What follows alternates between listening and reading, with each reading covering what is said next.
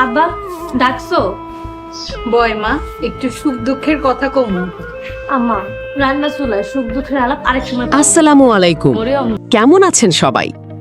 যারা সত্তর মৃত্যু নেই নাটকটি নিয়মিত দেখছেন তাদের জন্য নিয়ে এসেছি আগামী পর্বের একটি বিশেষ আপডেট।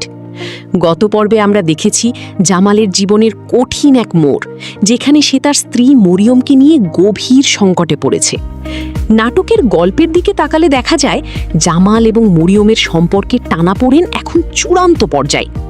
মরিয়মের মা এবং ফুফু যেভাবে জামালের বিরুদ্ধে ষড়যন্ত্র সাজাচ্ছে তা সত্যিই মর্মান্তিক।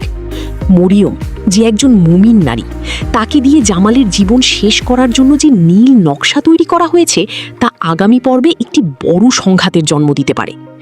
জামাল যে কিনা একজন সৎ মানুষ এবং 5 ওয়াক্ত নামাজি, সে কি পারবে এই ষড়যন্ত্রের জাল থেকে নিজেকে এবং তার সংসারকে রক্ষা করতে, নাকি সে আবারও তার আপনজনদের ভুল বোঝার শিকার হবে? মরিয়ম কি তার মায়ের কথায় প্রভাবিত হয়ে জামালের সর্বনাশ ডেকে আনবে, নাকি সত্য উদ্ঘাটনে সে জামালের পাশে দাঁড়াবে? আগামী পর্বে এই প্রশ্নগুলোর উত্তর আমরা পেতে যাচ্ছি।